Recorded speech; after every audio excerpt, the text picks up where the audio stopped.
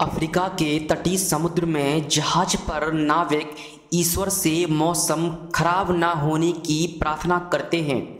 इसलिए नहीं कि ये नाविक तूफानों से डरते हैं, बल्कि इसीलिए क्योंकि खराब मौसम होने पर उन्हें फ्लाइंग डचमैन दिखाई देता है और इस जहाज का दिखना एक अभिशाप भविष्यवाणी है जो किसी की मौत के साथ पूरी होती है।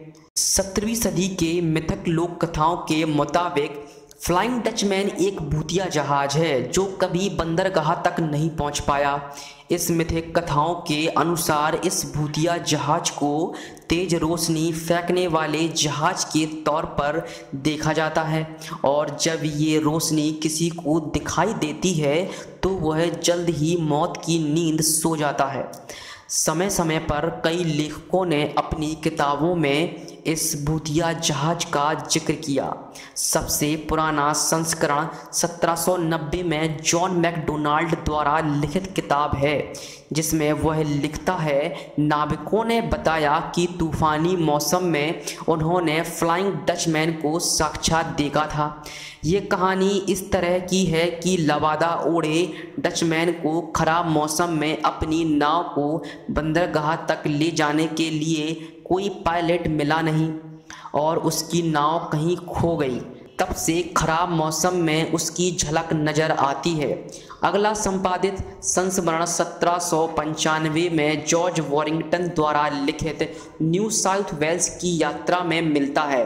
मैंने कभी ऐसे अंधविश्वास पर यकीन नहीं किया, पर प्राप्त जानकारी के मुताबिक कुछ साल पहले डचमैन अपनी नाव समेत समुद्र में कहीं खो गया और उस नाव में से कोई जिंदा वापस नहीं बचा और जल्द ही उसके गम में उसकी पत्नी भी मर गई। जहां ये हादसा हुआ वहां से गुजरती नावों के नाविकों का कहना है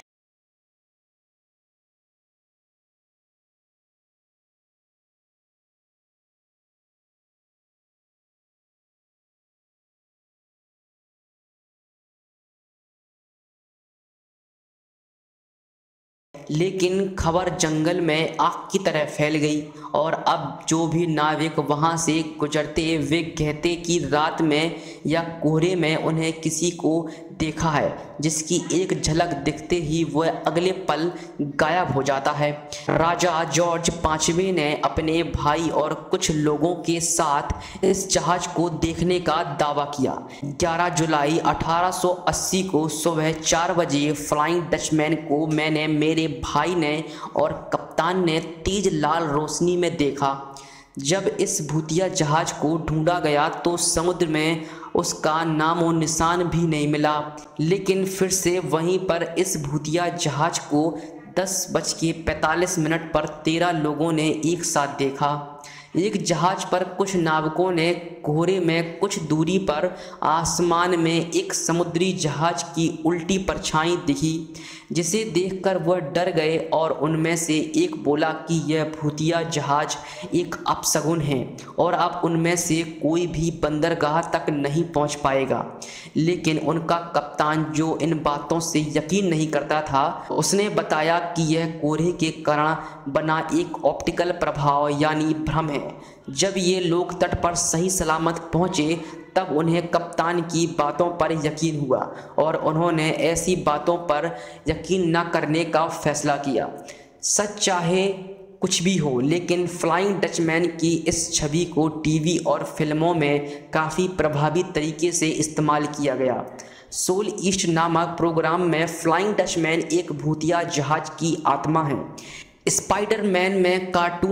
स्पाइडरमैन के कार्टून में फ्लाइंग डचमैन को एक खलनायक की तरह पेश किया गया, जिसे मारकर स्पाइडरमैन गांव वालों को उसके जुल्म से आज़ाद कराता है। सुपरनैचुरल प्रोग्राम में फ्लाइंग डचमैन को एक भूतिया किरदार की तरह पेश किया गया।